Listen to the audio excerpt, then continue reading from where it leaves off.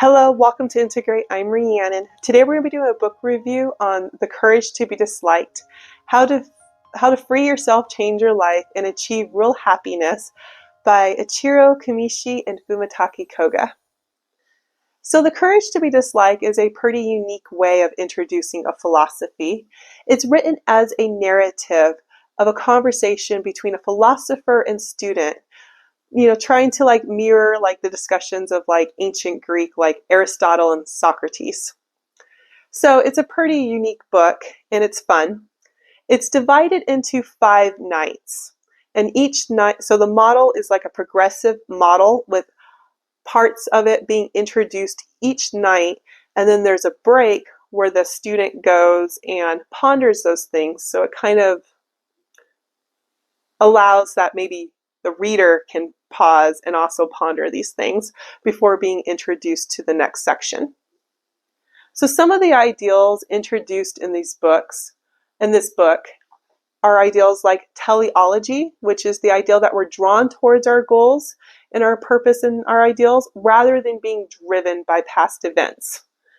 And this is important for one of the key components of the book, which is introduced in chapter 3, which is called Trauma Does Not Exist. So it really has a foundation based off of this quote that I'm about to read here.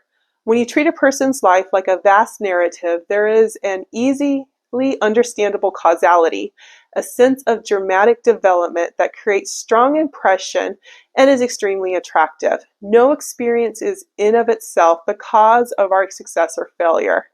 We do not suffer the shock of the experience of the so-called trauma, but rather we make out of it whatever suits our purpose. We are not determined by our experience, but the meaning we make of them is self-determining. So that is one of the key ideals of the model. So as you go on, he also makes a case that the reason why so many people are unhappy is because they lack the courage to do the things necessary, and that they actually get things out of the way that they're setting their lives up. And that brings us to the hope of the book, that is, if we choose our lifestyle and personality, this gives us the option to re-choose it. And that doesn't mean we don't have to wait on anything or any person. That is something we can do right now in the moment.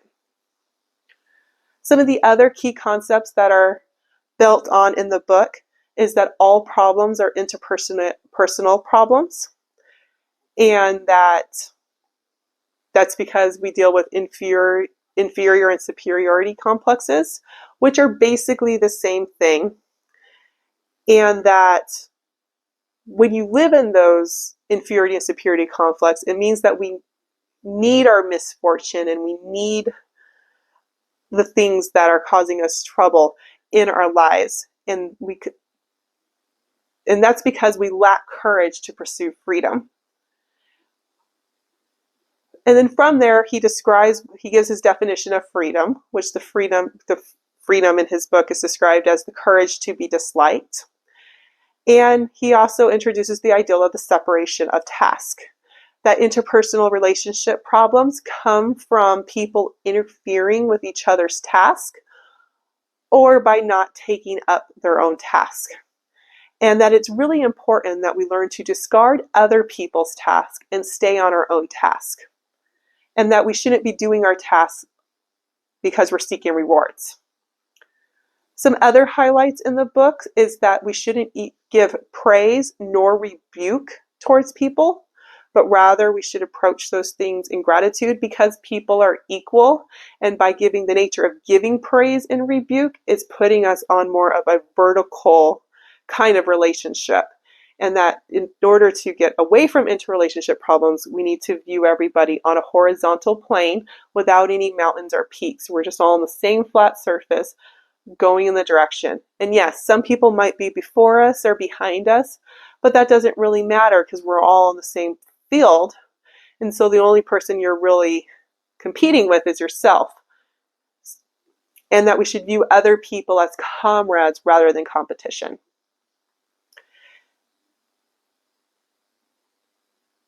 And one of the other highlights of the book is the ideal that happiness is that feeling of contribution, that we are contributing to other people and contributing to a sense of community.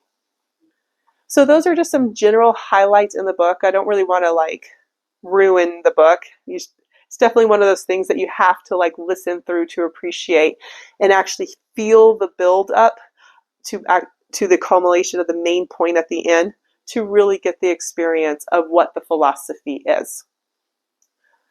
So on a bumptious score, the book is kind of interesting because the philosopher definitely is very confidently selling the philosophy, but he's doing it in a very sovereign identity way. He knows this philosophy, he's lived this philosophy, he is comfortable being questioned and even argued with about his philosophy.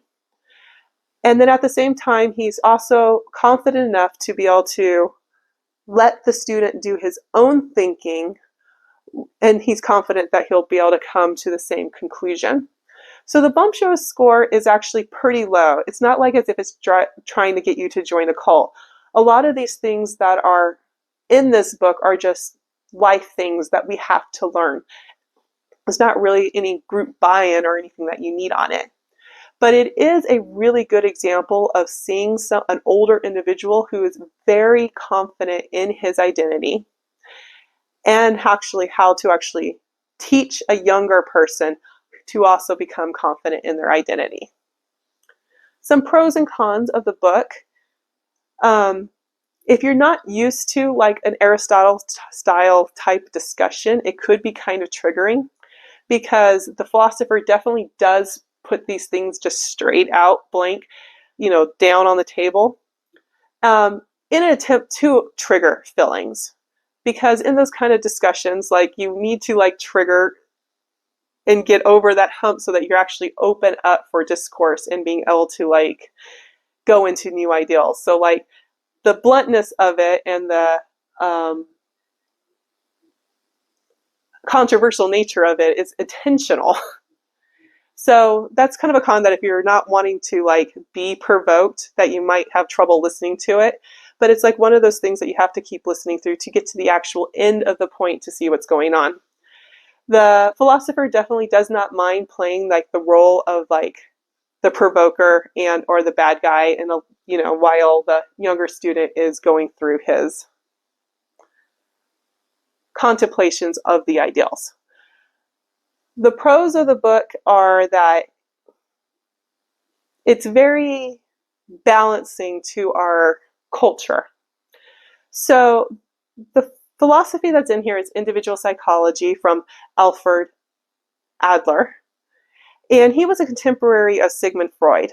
So when Sigmund Freud started doing all his trauma work, which has, led to a lot of the psychology that is in our society, we're becoming more and more of a trauma-informed society. Alfred Adler went the other way.